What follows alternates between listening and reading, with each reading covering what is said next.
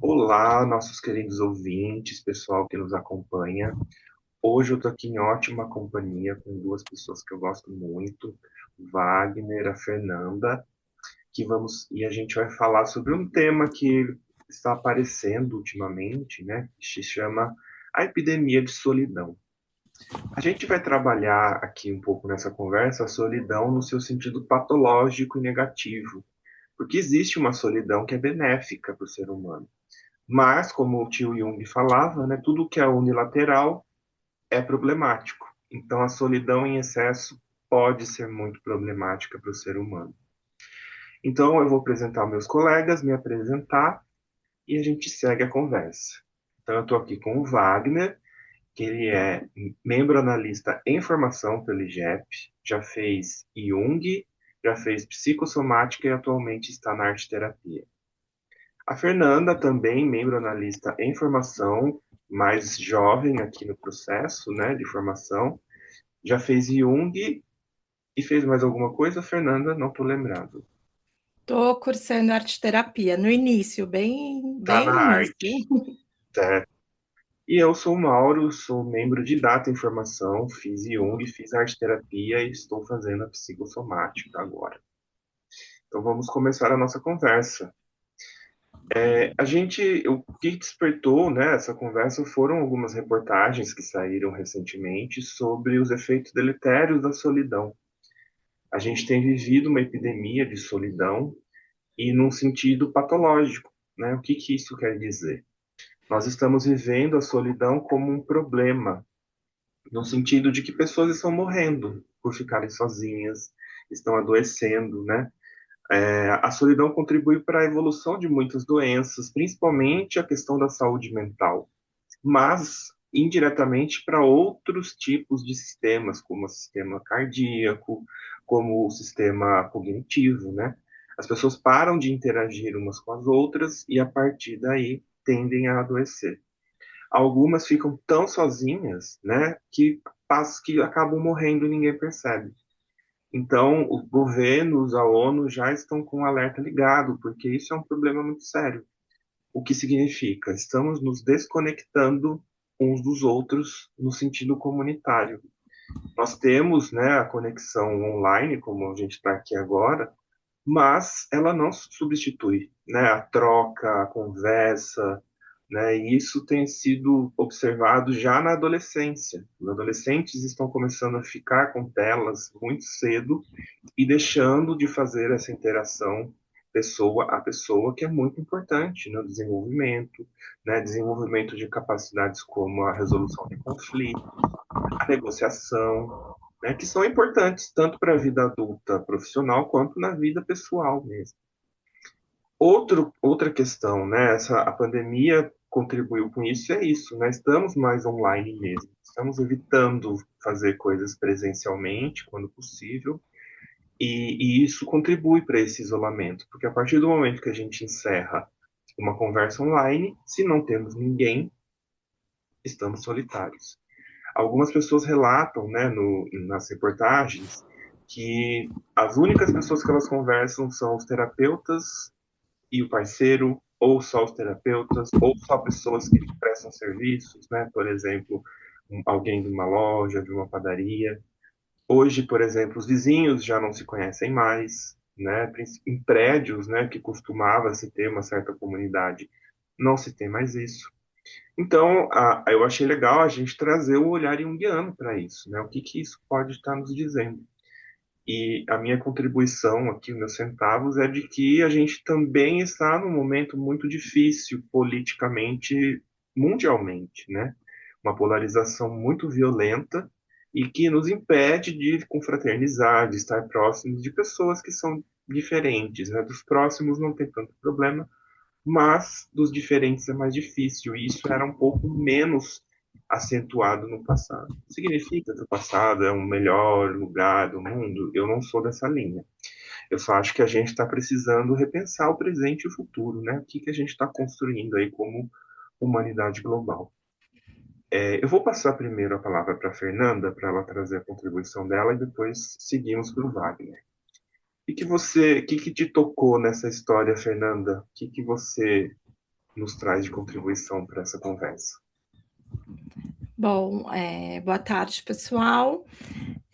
O que me tocou quando eu vi a reportagem, né? Você, Mauro, mandou uma reportagem, acho que é do Globoplay, salvo engano, e aí fui assistir, e o que eu achei bem assim, que eu não imaginava era, eu pensava, assim, tinha a sensação de que a solidão tinha aumentado pós-pandemia, durante o período e pós. E, na verdade, essa solidão ela se manteve basicamente nos mesmos números anterior à pandemia, o que, né, já é um movimento que a gente enxerga como algo que vem acontecendo e a pandemia acabou não sendo um fator determinante nessa solidão. E pensar nas doenças, assim, quando eu estava assistindo lá, se falava em até diabetes, a pessoa contrair diabetes por conta da solidão. E foi uma novidade mesmo, foi sabe, algo quando, enfim, não imaginava, não tinha essa ideia, e essa questão desse movimento médico mesmo, de se perguntar, né, se você é sozinho, para o paciente, se ele é sozinho, como que é essa questão, né, e muitas vezes a gente pensa que isso não tem importância, mas tem, e tem uma importância, acho que, salvo engano, de aproximadamente 40%, é muita coisa, né, essa solidão prejudicial, realmente essa polarização, né, das pessoas não conseguirem se ouvir, das pessoas, eu penso assim, é assim, ponto final, e falta esse diálogo, essa escuta, que é tão importante. Isso me deixou um pouco impressionada. Pensava que fosse diferente, enfim, a questão dos jovens também, né? Geralmente a gente tende a pensar que a solidão vai atingir mais as pessoas idosas, e não, tinha uma grande parte dos adolescentes também que se sentem muito sozinhos, né? Que estão solitários. Isso me impactou bastante. E você, Wagner? Quanto mais sozinho Então, Fê, bom, fica, né, mais a gente tem chance de projetar a sombra dos outros. exatamente, viu, Mauro? É isso que me chama a atenção, viu, Fê? Agradecer a sugestão do Mauro, é um tema que me agrada muitíssimo, me agrada no sentido, né, me interessa, acho que é a palavra mais apropriada, me agrada. E é interessante pensar nisso. Tem uma frase do Jung, eu vou trazer algumas frases que me vêm à cabeça enquanto a gente está conversando. Tem uma frase do Jung que diz que o que é perfeito não precisa do outro, né? E é curioso pensar que nós, como analistas, trabalhamos justamente na relação. Olha que coisa interessante, né? E muitas dessas pessoas que estão só encontram um ponto de conexão com o outro apenas no processo analítico ou terapêutico de qualquer outra natureza. É difícil a gente falar de uma forma genérica. Cada caso é um caso, né? O Jung cansou de dizer que a psicologia é a ciência do indivíduo. E cada solidão é uma solidão. Não há a solidão genérica, mas é claro que a gente pode pensar aqui em um movimento coletivo. E esse movimento coletivo tem muito a ver com um certo, e aqui, de novo, eu trago o termo não no sentido do DSM, mas no sentido junguiano, um certo narcisismo mesmo. Vai ao encontro do que o Mauro acabou de falar. Que é essa dificuldade, porque quando a gente está na relação com o outro, a gente é obrigado a enxergar aquilo que não nos agrada. Porque às vezes um comentário, a fala de alguém no meio da multidão ou num grupo vai despertar algo que eu não gostaria de ver em mim mesmo. E nós vivemos numa sociedade que cada vez mais alimenta a ideia de que eu preciso estar bem, eu preciso estar bem, eu preciso estar bem, estar feliz, estar alegre, estar feliz, estar alegre, estar feliz. E o que eu vou fazer para estar feliz, estar alegre? Se no convívio, muitas vezes, eu me deparo com coisas que me desagradam. Alguém diz uma coisa que me dá um gatilho. Eu vou ficar sozinho, né? Ou então eu vou me colocar atrás do escudo da rede social, vou ver aquilo que me engatilha e vou sair cuspindo fogo. E vou ficar sentado depois no meu profundo conhecimento de sei lá o quê, como se tivesse toda a razão do mundo. E nisso, eu vou me unilateralizando na minha razão e me isolando, ficando sozinho e sendo cada vez mais perfeito. Vou buscar a comunidade, os grupos que só falam aquilo que eu quero ouvir, aquilo que me agrada, e vou ficar, no fundo, naquela ideal de perfeição. Porque mesmo essas pessoas que fazem parte do grupo que me agrada, Quando eu vou conhecer um pouco mais a fundo, talvez eu encontre alguma coisa que não me agrade. Então eu volto de novo. Ou seja, a solidão tem tudo a ver com olhar para a imperfeição do outro e se reconhecer também imperfeito, né? É a frase do Sartre, famosíssima, do Jean-Paul Sartre, filósofo francês: o inferno são os outros, né? E é curioso pensar, porque ele não quis dizer que o inferno de fato eram os outros, mas aquilo que os outros mostram de mim. Sempre foi essa a ideia, né? Pelo menos pelo que eu entendi. Não sei se eu jungianizei o Sartre, que também é uma possibilidade, né? Mas eu vejo muito mais nesse sentido. Então, eu acho importante a gente trazer nessa perspectiva, né, um pouco de uma sociedade, né? Tem um professor nosso que costuma dizer que o mal contemporâneo é o narcisismo. Narcisismo, de novo, no sentido do mito mesmo, pegando ele como alegoria. Essa dificuldade de se relacionar. Porque o problema de Narciso, quando você pega a história do mito, é com Eros, é com relacionamento. E a gente vive uma sociedade extremamente isolada. É claro, de novo, se você for pegar caso a caso, existe mais do que justificativa para a pessoa estar se enclausurando numa solidão perniciosa, né? Mas, ainda assim, talvez haja esse fundo coletivo por trás.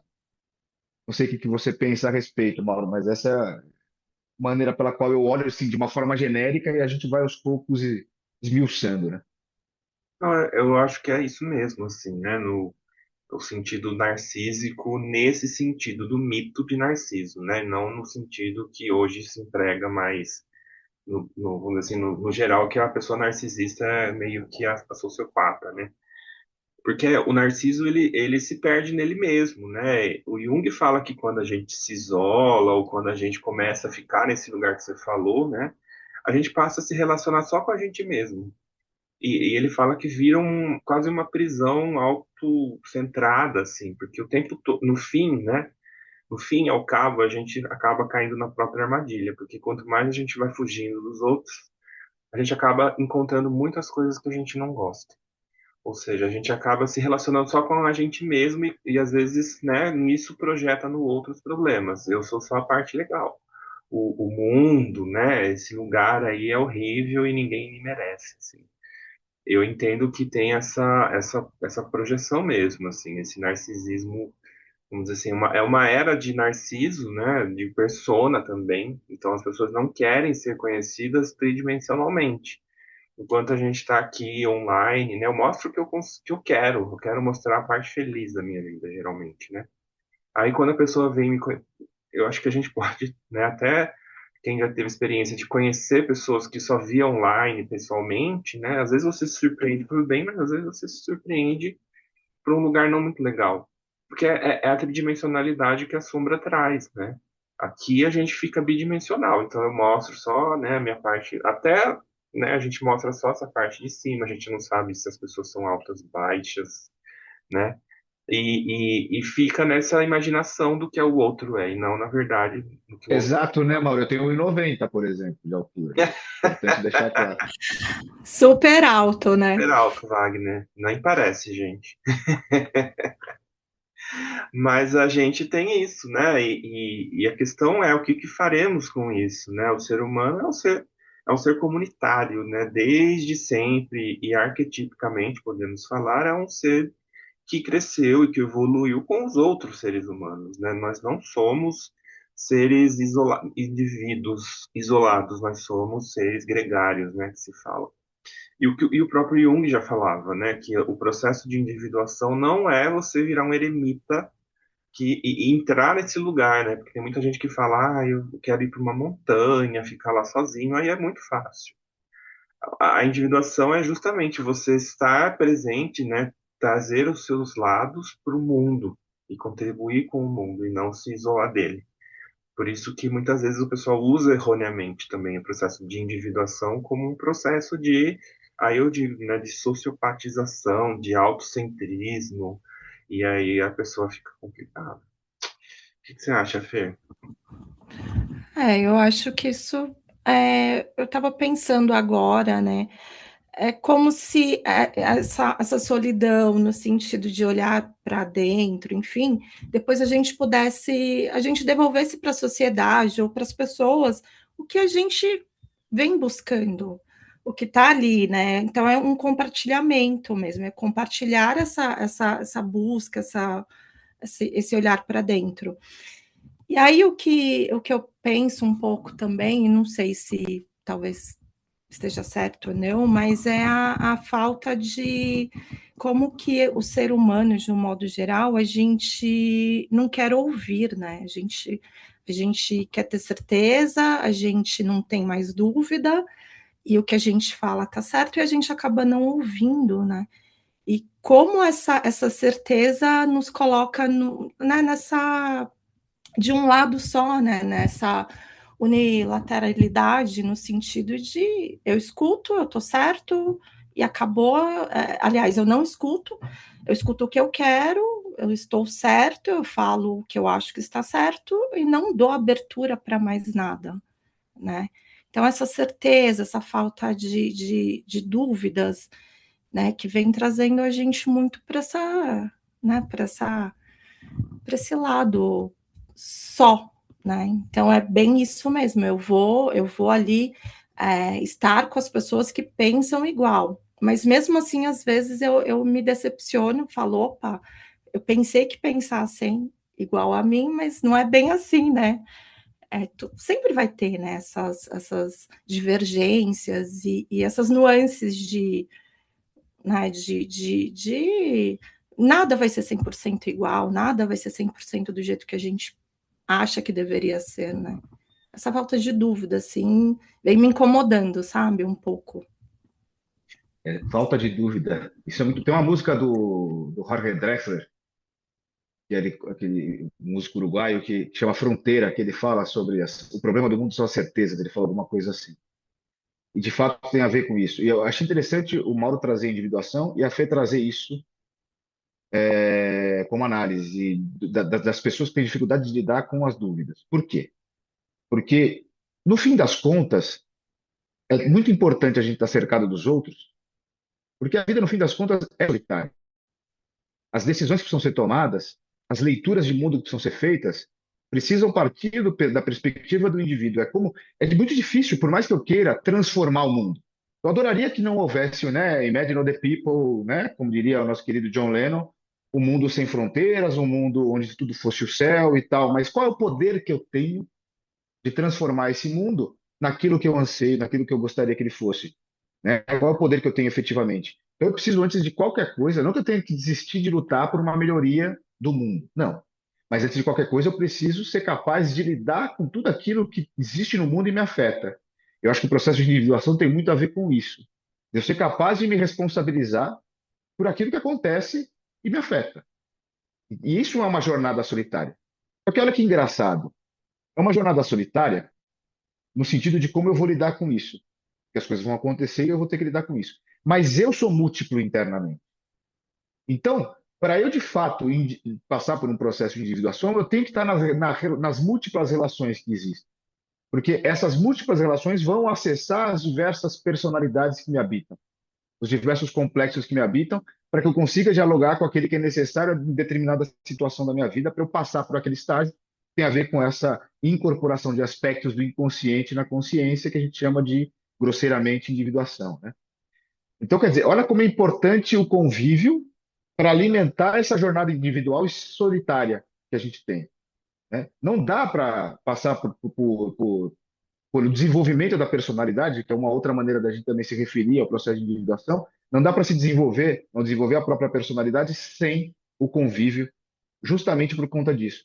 Uma vez numa aula, o professor Ajax Salvador falou uma coisa muito interessante, uma aula de psicopatologia, ele estava falando sobre a dependência, né? E essa aula vai bem ao encontro do que dizia o Valdemar Magaldi sobre um dos propósitos da terapia, ou contribuir para que o analisando, ou da análise, aliás, desenvolva autonomia. Mas o que é autonomia? Autonomia, de acordo com o Valdemar, e com toda razão, muita gente confunde a palavra autonomia com independência. Autonomia, na concepção do Magaldi, é poder escolher com quem eu estabelecerei vínculos de dependência. Porque independente a gente não consegue ser. Ninguém é independente. Mesmo um eremita é dependente. Ele depende de observar como funcionam os pássaros para saber onde ele tem que buscar a comida dele. Ele depende de observar como é que funciona a natureza para, né? Então ele vai estar na relação com os seres vivos que ele tem no entorno. Então quando a gente e aí o Ajax trouxe o seguinte nessa aula sobre a dependência, que é muito comum que o dependente químico, claro que não é uma regra, tá, gente? É muito comum que o dependente químico seja um cara que no fundo quis ser independente. E aí ele foi se despindo das relações de dependência e se viu muitas vezes solitário. E aí ele precisa de uma fuga. E aí ele acaba recorrendo a uma outra dependência. E isso é muito comum, por exemplo, nas relações, né, Mal? O camarada que, por exemplo, se isola das amizades, se isola do trabalho, se isola e fica só em função do amor, né? Que é o caso de Eco dentro do mito de Narciso. Depois vocês leem, eu não vou contar o mito aqui porque é muito longo. Mas, né, você se isola só unidirecionadamente a aquele vínculo romântico e esquece das outras relações que você tem que ter. E aí você fica dependente daquela relação. E quando acontece alguma coisa, o camarada entra em desespero e às vezes no colapso ele vai à loucura, enfim. E a mesma coisa acontece com. Aliás, o mito de Narciso é usado muito para falar sobre a dependência, sobre o vício. Narciso vem de narcos, que tem a ver com entorpecente. Né? Então é um entorpecimento, é uma ilusão a gente achar que vai conseguir viver sem. Então, o que seria a independência ou autonomia na concepção dessa aula que o Ajax trouxe? É ter o máximo de vínculos de dependência possível. Ser multiplamente dependente. Né? Então, acho que é importante pensar nisso. E quando a gente vê nessa sociedade que preconiza a hiperprodutividade, que todo mundo tem que ser um herói solar, brilhar o máximo possível e ser superior ao outro, se destacar, ó, se destacar, tem que me destacar. Eu não tenho que pertencer, tem que me destacar, tem que me destacar. Vai ficar sozinho, vai ficar destacado mesmo, né? Sozinho e sem vínculos, porque eu não posso depender de ninguém, porque eu tenho que ser autossuficiente. Essa outra frase muito forte, né? Autossuficiente, né? O que é auto, né? Quem é autossuficiente? A gente acabou de falar, ninguém é autossuficiente. É isso. Você falou, né, da hiperprodutividade, eu também, eu pensando aqui, né, a gente também está na era da hiperconectividade, mas a nossa conectividade já é uma conectividade digital, virtual, enquanto no presencial a gente se desconecta, né? Hiperconectados de um outro, pouquíssimos conectados de outro lado, né?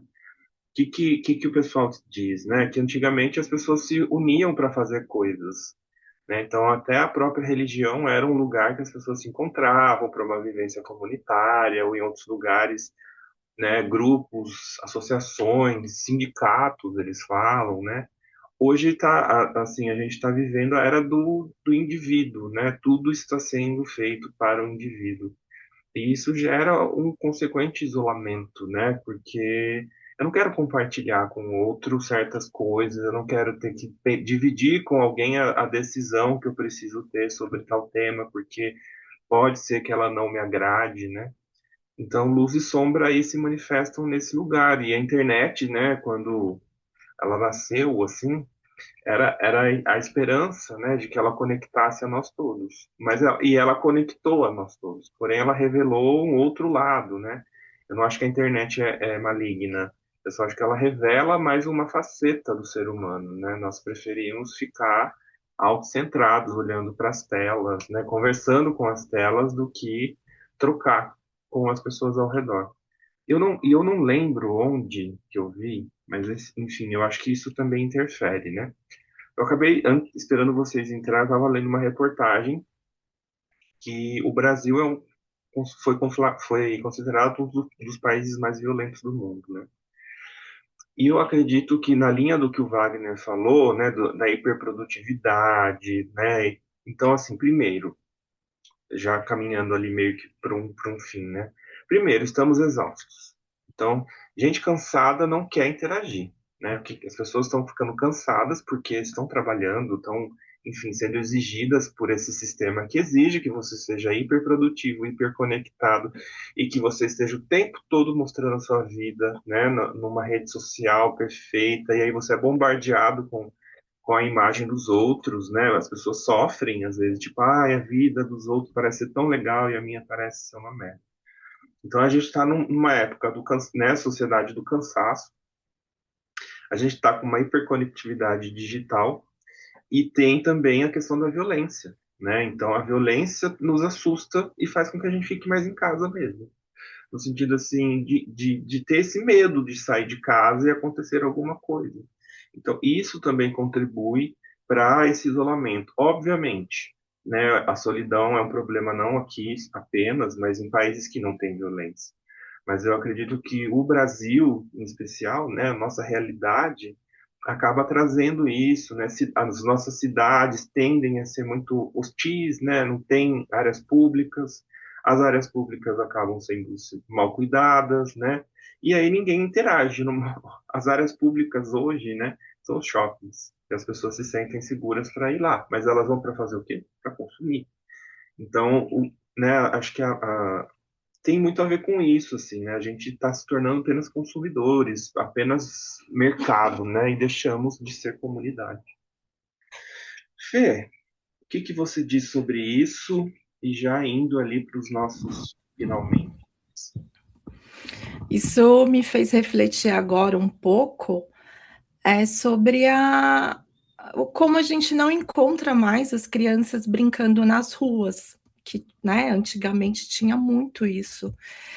E aí comecei a pensar aqui, será que essa solidão já vai começar desde a infância, sabe? Porque as crianças estão ali hiperconectadas já com seus aparelhos eletrônicos e a gente não vê esse brincar, ou senão as crianças estão brincando ali com aparelhos eletrônicos e não estão realmente brincando, interagindo. E a gente vê os shoppings cheios, as ruas, realmente as ruas, as praças, a gente não tem mais esses encontros, né? Comecei a pensar isso um pouco agora, assim, porque e como isso vai ser desenvolvido para um futuro, né? Como que essa solidão vai chegar um pouco lá na frente, assim, como que estaremos lá na frente? E é muito isso mesmo, essa falta de troca mesmo, e as pessoas estão juntas, mas cada uma está no seu celular, então você está presente, mas você não está presente de verdade. Você está ali, né, o seu corpo está ali, mas você não está ali, sua mente, você não está ali por inteiro. E eu acho que é um momento assim da gente olhar para a sociedade e para dentro mesmo e pensar como que a gente vai conviver com isso, como que a gente pode fazer talvez essa reconexão humana, né? De estar presente de fato e de brincar e de, sabe, de usar o espaço público, de estar nos lugares realmente compartilhando com as pessoas ali, conectado realmente, mas de uma maneira humana. Só para pontuar, Pensei, né, você falou das crianças, por muito tempo você acreditou, né, que as crianças estavam seguras em casa, mas com a internet agora não é bem assim, né? Na verdade, alimentou muitas coisas ruins, né, nas crianças, porque não tem controle, né, desse acesso. super perigoso, né? Super perigoso essa questão também. Diga, vai. Eu acho interessante que você trouxe, Fê, essa reflexão, porque aqui eu volto um pouco na primeira fala do Mauro. Eu sou do time que não acredito muito que o problema seja a ferramenta. Então, por exemplo, televisão é uma tremenda ferramenta. Tudo depende de como a gente usa. Celular também é uma tremenda ferramenta. Tudo depende de como a gente usa. É óbvio que todas as ferramentas, como diria um teórico da comunicação chamado Marshall McLuhan, toda ferramenta tem um impacto na maneira de pensar do homem. Nunca é uma coisa gratuita, nunca é uma relação unidirecionada. É o homem influenciando a ferramenta. Existe uma troca. As tecnologias inventadas pelo homem transformam o homem. Transformam o jeito de pensar do homem, o jeito de agir do homem. Claro, tem tudo isso aí. Só que é interessante pensar que o Zygmunt Bauman, acho que fala da questão da sociedade líquida, né? Aquele filósofo polonês. E o Mauro fala, né? Eu não acho que é um regressar ao que fomos, porque também a gente tinha, dentro das sociedades, você vê como é um movimento enantiodrômico em alguma medida, né? sociedades que eram extremamente conservadoras no modelo, e qualquer pessoa que destoasse do ponto de vista comportamental ou de qualquer outra ordem era marginalizada. Marginalizada e por quê? Porque você não fazia mesmo parte daquela coesão social, que era aquela solidez em excesso. E aí nós caminhamos paulatinamente com o processo de urbanização para uma individualização da vida pública. Olha que louco, né? Uma que surge a ideia de sociedade líquida do Baum. E cada um ficou muito por si, e naturalmente nós íamos cair no que estamos, o mundo de solitários, né? Mas você também tem muito mais espaço para manifestar, teoricamente, a tua individualidade nesse contexto, porque as pessoas estão menos preocupadas com você, porque está todo mundo muito autocentrado, mas não no sentido de autoconhecimento, mas no sentido de... E é um autocentrado superficial, bem narcísico mesmo, né? Que é olhar só para o reflexo na superfície da fonte de Téspias lá, ir lá e tentar pegar e não conseguir, e aí o que acontece? A falta de profundidade faz o cara morrer, ele se inebria de si próprio até o ponto de que ele não tem mais comida e morre, cai lá dentro. E é o que muitas vezes está acontecendo. Então, o que vai dar, a gente não sabe, né? Mas eu acho que vai haver um movimento, sim. Eu espero que não seja tão inconsciente, não seja tão enantiodrômico, de voltar a uma solidez que também era extremamente conservadora e excludente, né? O que que nós vamos fazer daqui para frente, né? Quando entra um pouquinho do que eu falei, a gente tem que pensar em melhorar o mundo, né? E talvez melhorar o mundo passe por achar o meio termo. Dentro da psicologia analítica, o Jung estudou os alquimistas. E dentro do processo, tem aquilo que chama de solution, né? E coagulacho. O tempo inteiro está nesse processo de dissolve e coagula. Então, a gente vai chegar num modelinho mais, mais consistente, mas que seja uma consistência um pouco mais emborrachada, né? Não um negócio tão concreto, que a gente consiga, de fato, viver de uma maneira mais harmoniosa aí, com as diferenças, e, ao mesmo tempo, também se identificar comunitariamente para não ficar tão só, tão sozinho. É isso. Acho que eu tenho para dizer, mas vai mais nessa linha mesmo. Eu acredito que é isso, né, Wagner? Os problemas humanos sempre vão surgir, né? A gente nunca vai viver num paraíso. Mas eu acho que a gente vai aprendendo a conviver com certas coisas, né? A internet é uma coisa dessas, assim. A gente está vendo, né? A potência, todo o poder. Mas ela tem coisas boas também, ela conecta muita gente, né? Mas estamos aí aprendendo a como fazer isso dentro e fora, né, das telas. Eu falei da violência, né? Que eu falo muito que é o caso do Brasil, porque se países como o Japão, por exemplo, você não tem violência praticamente na rua, as pessoas continuam sendo solitárias. Então, violência é bem sui generis assim para os países, né? Mas quem também não tem acaba passando por isso. Então, é uma coisa mais complexa, né? E a gente aqui simplesmente deu um passeio sobre isso, né? Para fazer um olhar junguiano do tema, que é muito legal, né? Porque o Jung fez reflexões também sobre sociedade, sempre buscando entender essa complexidade que é o ser humano. Vocês gostariam de falar algo mais ou podemos encerrar por aqui, deixar um gostinho de quero mais para quem quiser e pedir um próximo episódio sobre o tema? Eu acho que ainda tem muito, muito tema para um próximo episódio, né? Então, eu acho que é isso. É, o que eu deixo aqui é essa conexão humana, que a gente possa sempre estar, né? Que a gente sempre pense na evolução, em compartilhar, enfim. É isso. E eu queria observar, né, o que a Fê falou, tem muito para ser dito, tem muito mesmo. E a gente tem um outro episódio que aborda a solidão numa outra perspectiva, que vai um pouquinho ao encontro, né, Mauro, daquilo que eu falei sobre não ficar preso a uma só dependência, né? Porque aí o camarada confunde com não estar só, estar dependente de uma coisa só, e aí, e no caso, estava falando daquela velha história que é antes só do que mal acompanhado, e é verdade. Sobretudo porque se eu fico muito dependente de um relacionamento só, que é o que trata o nosso outro podcast, eu posso estar à mercê aí de uma relação não muito legal, abusiva e tudo mais. E aqui o nosso tema foi muito mais para tratar da solidão de uma forma estruturada, né? É isso. E eu queria agradecer, viu, Mauro, de novo, como agradeci no começo, e agradecer o público que nos vai acompanhar, né? Valeu, Fê. Obrigado pela companhia aí. Eu que agradeço você e o Mauro, adorei. E é isso, gente. Eu que agradeço vocês por aceitarem, né, fazer essa conversa. Convido a quem ouviu e gostou a comentar, pedir mais episódios sobre o tema, curtir o nosso canal no Spotify, no YouTube e nos acompanhar também no Instagram. Estamos aqui à disposição, né, para quem quiser sugerir também outros assuntos para a gente conversar. E foi muito bom estar com vocês, queridos. Até a próxima. Até.